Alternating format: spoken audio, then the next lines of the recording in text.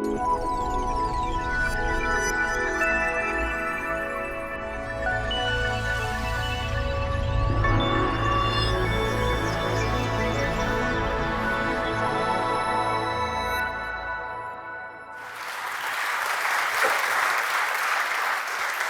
of the big tools that we currently have in cognitive science really goes back to the 70s and 80s, and here we have a book by Marvin Minsky, and what he did is he identified one of the really fundamental questions in psychology.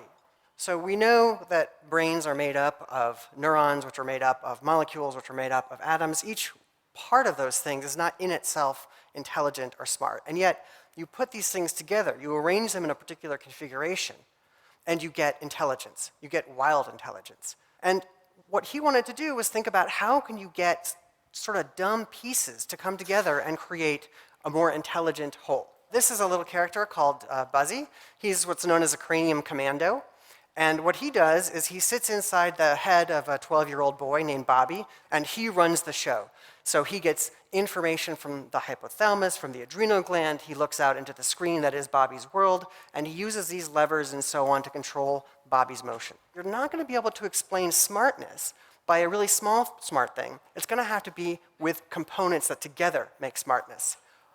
Here's something that's smart that consists of a large number of components. And the reason that we call these things smart is because they bundle together a lot of applications, and a key part of this is that these applications are specialized. They have a really narrow job. And even though these things have narrow jobs, when you bundle them all together, you get something that together gives you something which we call a smartphone.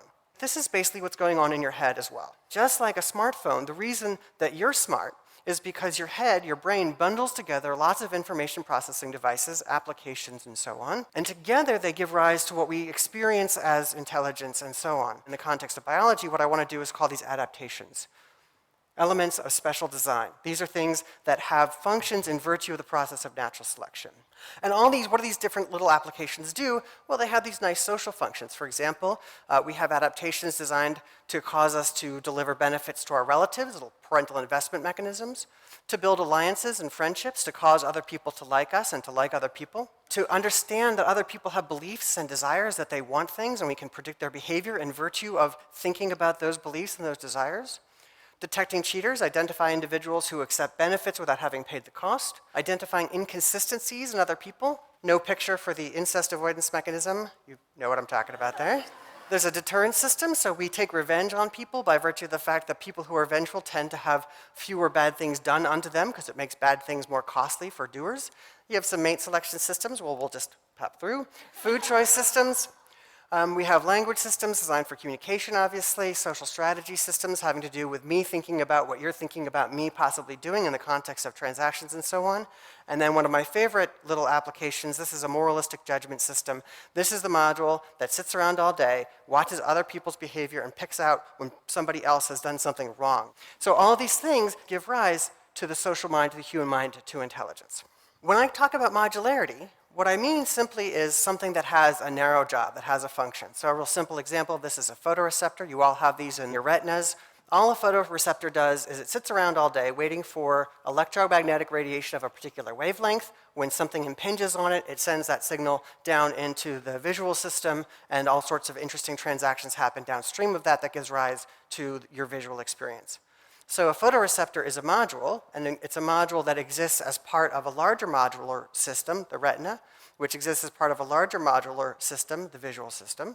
And so my argument here is simply that we can talk about modularity in terms of narrowness of function, just having a job in the nervous system. So those are the ground rules, and then all I want to do for the rest of the time is take you on a little bit of a trip to use these ideas to explain hypocrisy. The first step goes back to some work by my Gazzaniga colleagues. This is a split brain patient, so you all probably know that we have two different hemispheres of our brain, and some people, they sever the links that allow those two hemispheres to talk to each other, the communication links. When that happens, what you can do is show each hemisphere of the brain different images. And there's lots of interesting things that we know from these experiments, but I just want you to think about one question, which is, what did the patient see? There's no sensible way in which we can talk about what the patient as a whole saw, because the two halves of his brain saw two different things.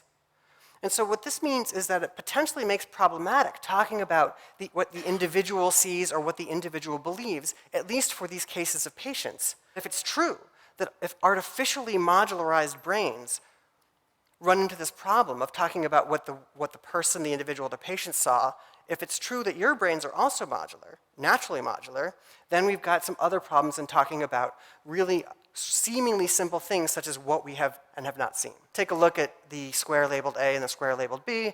You can probably tell that these things look different in shade. Surprising as it might seem, take these two same shade squares, move them over, and they exactly match the squares there. One part of your head, one part of your brain has the experience of these as different shades. This is darker than that. So there's a sense in which one part of your head believes those two squares are different shades. There's another part of your head that believes they're the same shade. And so my claim there is that you have two different parts of your neural architecture, natural brains, that can contain mutually contradictory beliefs or representations, information. And those two pieces of information are exactly opposite. Now what that's telling us is that we need to start thinking about the mind as a series of components as opposed to a unified whole where different bits can believe different things. This idea, its utility is not limited to the perceptual system. This is some classic work done by Nisbet and Wilson in 1979, in which people were asked to choose among 4 exactly identical pairs of pantyhose outside of a little shopping mall. People were asked to just pick their favorite one, and if you ask people how they made the decision, they don't usually tell you the right answer, that they can't identify the real cause behind their decision. What that means is that there's some part of your head that's making the decision, that's causing the choice, and another part of your head, another part of your brain, that's talking about it without knowing. This is a phenomenon that we see in many different domains. We see it in the decision-making domain, we see it in the moral domain. We don't often know why it is that we do what we do. The idea here is that you've got all this stuff going on in your brain here, and what I want to argue is that there's another part of your brain that has a particular function which has to do with public relations, talking about why you did stuff. But the problem is, or at least a problem is, that these things that are driving your behavior often are not communicating to this system so that you can't give answers. What this is telling us is that you have all these little modules going ahead and driving your behavior, and you have this other system which is trying to explain it, but it just doesn't have access to the information. As social creatures, as the product of natural selection, we play lots of games with other people. That is, we're in a competitive environment where there's limited numbers of resources, friends, mates, and so on. And so my brain is designed to beat your brain in the social games that we play. So the first game is crossing the street in Philadelphia. Philadelphia drivers have this funny property. What they do is they look at an intersection and they figure out if the pedestrian has seen them coming or not. And if the pedestrian has seen them coming, then they can barrel through it, because Philadelphia pedestrians will run out of the way if they've seen the car coming. As a pedestrian, I can defend against this. And what I do is I just cross the street looking forward, looking at my cell phone, making sure the driver doesn't think that I've seen them coming. Because drivers won't barrel through the intersection if they think that you have no chance of escaping. What this means is that ignorance can actually be a useful strategy to prevent people from doing sorts of things. In social games, being ignorant or wrong can be an advantage. It just depends on the game. So this is Frogger, game from my childhood. You're a little frog. Once again, the task is to cross the street. When you're playing games against nature, if you just step out into the street without looking, it's just dead froggy, right? So being ignorant and wrong is useful when I'm playing with you in the social world, but it's not useful when I'm playing against nature. If you're a press secretary speaking on behalf of a government, if I know something potentially damaging and someone from the press asks me that question, I've either got to lie about it or divulge the damaging information. So if I go up to the front of the podium, behind the podium, to the front of the room, and I don't have that piece of information, I can't leak it, and I can't be accused of lying. So in the context of lots of different social transactions that we have, being ignorant can be useful in the transactions that we have with other people. In a great study by Patricia Cross done in the late 70s, we asked people who are college professors how good they are, and almost all of them say that they're above average. And similarly, about 2/3 of them rate themselves in the top quarter teaching performances. My claim here is not that these people are lying. I actually think that there is a sense in which these are sincere claims about your teaching skill. One kind of our answer is that, well, people think these overly positive things about themselves because we like to feel good about ourselves. And so if I think that I have a really good trait, I'm going to feel better, my self-esteem is going to go up. I think of this as the ostrich model. So the idea is that you can spare yourself those 15 seconds of existential terror by sticking your head in the sand. So ostriches like this don't leave baby ostriches, right? And so this idea that we do what we do in order to feel good about ourselves runs into this problem of what is the function of the module that you're talking about. Because natural selection doesn't build modules to make you feel good, it builds modules that lead to reproductive success. How can being wrong about my traits, abilities, and future give me a strategic advantage in the social world? And what I want to argue is that there's a sense in which these overly positive views of our traits and abilities have to do with what I call being strategically wrong. Wrong in this way that's advantageous to me. And the general idea is relatively straightforward. Here's a little cartoon of William James, and he had an idea about this way back in the 19th century. He talks about self-fulfilling prophecies, that the desire for a certain kind of truth brings about that special truth's existence. The analogy here is like a bank run. If we all think that a bank is going to run out of money, and of course what we're going to do is we're going to go withdraw our money from the bank, and then the bank really will run out of money. So you can bring about truths in the world simply through beliefs. So at the tail end here, I want to bring this back to hypocrisy. Again, what this thing does, this moralistic judgment system, is it evaluates others' behavior and condemns people for doing all kinds of different things like hitting you over the head with a baseball bat, or taking a leaf and grinding it up and rolling it up in a piece of paper and lighting fire to the end of it and inhaling, things like that. So we identify those acts and we say, okay, those things, we're going to call those things wrong, and once we say something's wrong, then we as a group get to beat up on the person who's done it. Okay? So you have these moralistic judgment systems that are designed to stop people from doing various kinds of things. At the same time that you've got these moralistic modules in your head, you have other systems in your head that cause your behavior, just as I talked about at the top of the talk. All those different mechanisms in your head designed to bring about good reproductive outcomes for yourself. So the idea here is that you've got these moralistic modules which cause you to publicly talk about how awful it is when other people do X, Y, or Z. At the same time, you've got other systems in your head which are designed around behavior. So here we've got someone decrying prostitution, and then you've got these other systems in your head which are designed to cause you to have various sorts of transactions with people of the opposite sex. So lastly, how do we get to the last piece? Well, what I want to argue is that being inconsistent often is a cost. When you see me doing X after I've said X is wrong, that hurts me. We don't like people who are inconsistent. And so you might say, well, why don't we just act really consistent? And the answer to that question is to be found in the old joke about the two guys. So they're out on a hike and there's a bear. And they see the bear, and the one guy starts putting his sneakers on, and his friend says, why are you putting your sneakers on? It's not like you can outrun a bear. And he says, I don't have to outrun the bear, I just have to outrun you. I don't have to be perfectly consistent, I just have to be just consistent enough so that you don't notice my inconsistencies. And in fact, if I'm not inconsistent and I fail to take advantage of opportunities, by virtue of the fact that I'm trying to be consistent with my previous behaviors and beliefs, I might be worse off. By not noticing our own inconsistencies, we have the strategic advantage of passing below other people's radars without the possibility of giving up the game.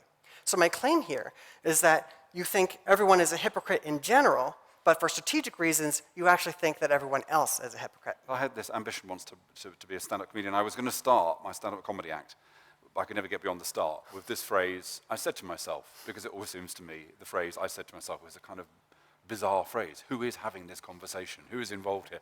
That idea of I said to myself, what's going on then when we say that? Yeah, I think that's a great question, and I think that there is this really stark intuition that there's a self to be talking to. I think this notion of talking to yourself, it sort of reifies this intuition that there really is a guy in there somewhere, and that there's other bits that somehow can talk to him. And so I think that this is one of the intuitions that gets in the way to some extent of thinking about the componential mind, the modular mind. I also think there's a little bit of a temporal element in there, that you sort of think about who you were a second ago, and how you had this other thought, and now you're telling the future self something about what it is that the past self believes. And so I do think that these things bring up this issue of ontology. How do we talk about what it means to be a me or a self? Do you think that your ideas, derived as they are from evolutionary psychology and from experimental work, are they broadly compatible with kind of Freud's idea of these kind of warring parts of our personality? Yeah, so I think that some of the material that I talk about really does have these quite lengthy historical roots. When you look at the psychology of the 19th century, I think that there's a sense in which the number of parts you divided things into, not hemispheres, but it was sort of two. There was this beginning of introspection, so this conscious stuff and this non-conscious stuff. And then with Freud, you sort of get up to three: id, ego, superego. And my view would be that this is the right direction, you're just not quite far enough, right? So it's really, and I probably will run into trouble for saying this, but it's maybe thousands, right? That there's all these different bits. And carving the mind into two or three probably isn't going to be enough. And the other thing is, that you want to carve nature at its joints. And so I think that the functional approach here, that natural selection is doing the carving for us. It's telling us where are the jobs being done and so on. How do you think this awareness of the idiosyncratic nature of this machinery, and Daniel Dennett's terms, that we're trying to negotiate a modern world with a prehistoric brain, how big do you think the implications of that are going to be for society? We're not just idiosyncratic, we're very context sensitive, we're sensitive to history. And so these decision-making processes that occur in our heads really depend a lot on what's just happened, our particular state at the time, and the environment around us. And if that's true, then you have even an additional element for nudging people in the sense that if you start to be able to map systematically the relationship between various parts of the environment or the organism's state or the organism's recent history with decision-making, you can get quite a textured look at what decision-making is going to look like, sort of broadly. And I think as we make progress in understanding how these things work, what affects them, when one turns another one off, and so on, we're going to get a little bit better, not just at predicting, and for better or for worse, being able to change the structure of decisions that people make. This kind of recognition that our wants are not the same as our needs, and even our sense of what our needs are, is something which people who develop brand and advertising strategies are well aware of, and they're very clever at kind of marketing that. Do you think that there is an issue here about the fact that as we become more sophisticated in our understanding of this, that those kind of strategies, they're aimed at tripping, making little connections which undermine our capacity for self-control and wisdom? They're going to be kind of slightly more exposed, and that brands are going to be slightly more careful about the way in which they communicate with us as we become more sophisticated. Yeah, no, I think that's right. I see this as a game that consumers are playing with marketers. And of course, what happens is the market punishes brands that don't respect the ways in which consumers are making choices in the world. And so as consumers get more sophisticated in the choices that they make, you should see a response to that in the context of marketing and so on. That the firms that are able to take account of how it is that consumers are altering their choices in light of new information and new science and a more complex relationship with their consuming behavior, taking into account things like the environmental impacts and so forth. I think for sure you're going to see that marketing firms are going to trail right along that, because basically there's a game that's going on, and firms that don't take account of these changes are going to be punished by the market.